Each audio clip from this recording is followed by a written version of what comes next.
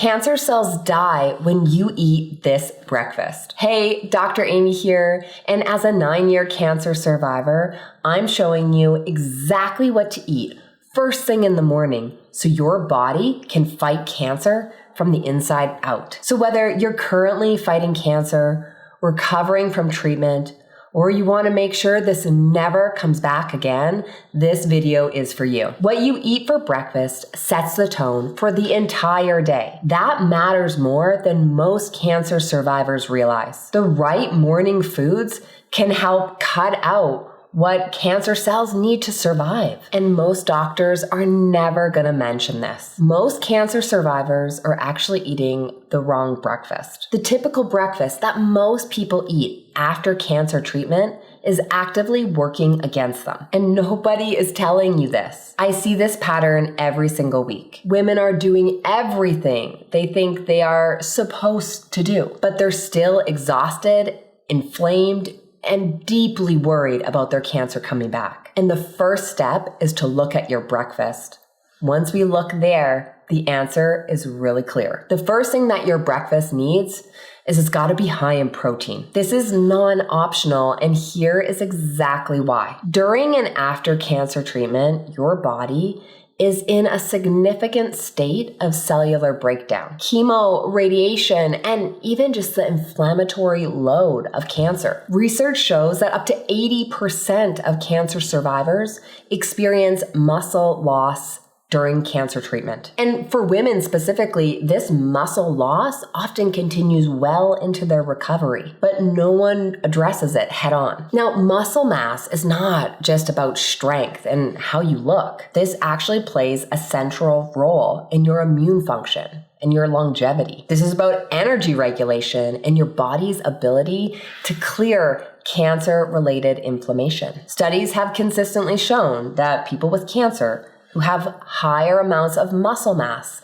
they actually have better outcomes and they live longer. You're going to have fewer complications and you're going to have better long-term survival. But here's the catch with protein and why at breakfast it's so critical. Your body can't actually store protein the way it stores carbohydrates. It needs a consistent supply throughout the day. So if you wake up in the morning after fasting all night while you're sleeping and you eat cereal or toast, well, that's all carbohydrates, and your body is already starting in a deficit. Your body's actually going to compensate from pulling from surrounding tissue and from your existing muscle mass. Now, after my own stage 3 diagnosis, I was personally exhausted in ways that I have never experienced before. What I did not fully appreciate at the time was, even with my background in oncology, I was picking the wrong breakfast. My breakfast was actually making my exhaustion worse. Once I corrected that protein piece,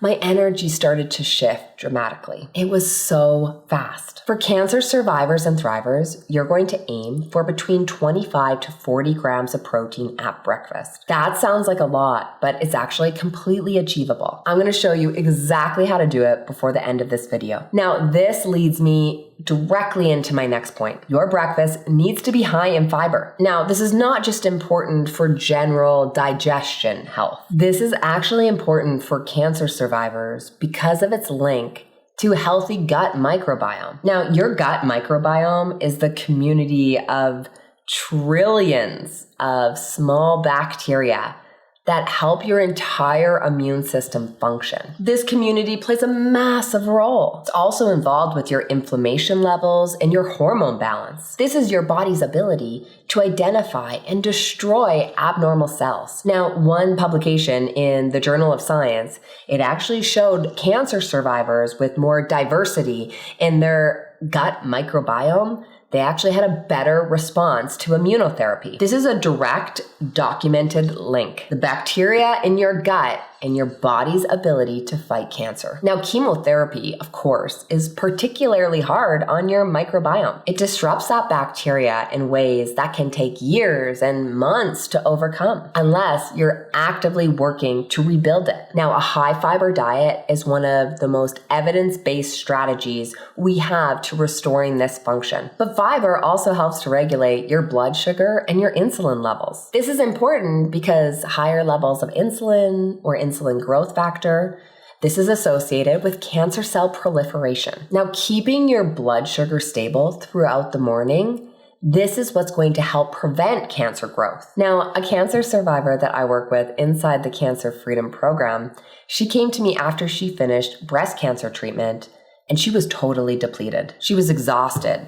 bloated, struggling just to get through the day. Plus, her digestive system was a mess. Her care team told her, yeah, that's just something that you can expect. That's your new normal. But when I looked deeply at her diet, we found that her fiber intake was actually critically low. Her gut microbiome had taken a significant hit because of chemotherapy. So we rebuilt her breakfast around high fiber whole foods. Within just 6 weeks, her digestion dramatically improved. Her energy came back, and she told me she finally felt like herself again. This is not luck. This is your biology responding to the right inputs. Now, aim for at least 8 to 10 grams of fiber at breakfast specifically. Whole grains, ground seeds, legumes, and of course, fruit are some of the best sources. And I'm going to show you exactly how to hit those numbers in just a little bit. But here's where things get really interesting. And here's the third thing you need to make sure to include with your breakfast. It needs to be high in antioxidants. Most people think antioxidants are just like a nice bonus in your food. But the reality for cancer survivors is we have to be much more specific than that. Cancer thrives in an environment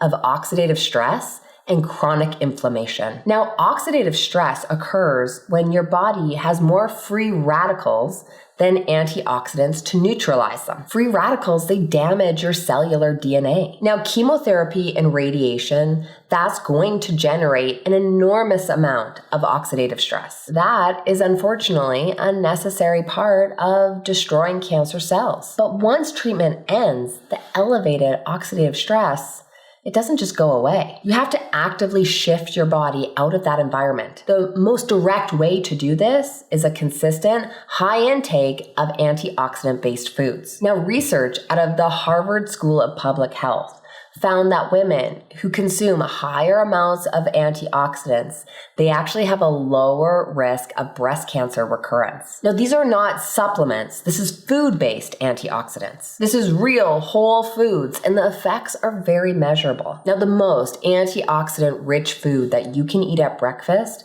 are berries. Blueberries, raspberries, blackberries, strawberries. They're rich in compounds known as anthocyanins. These have been shown in cancer research to inhibit cancer cell growth and promote apoptosis. This is the process where abnormal cells are actually triggered to self-destruct and destroy themselves. And antioxidants, they actually work synergistically. So when you combine berries with other colorful foods like roasted vegetables, for example, that protective effect, it actually compounds. This is because different antioxidants, they actually focus on different pathways. Now, let me bring this all together with 2 practical options for your breakfast. The first is overnight oats with protein powder and berries. Start with a half a cup of rolled oats. This is around 4 grams of fiber. Add 1 scoop of high quality protein powder. That brings you to 20 to 25 grams of protein. Mix in a tablespoon of ground flaxseed.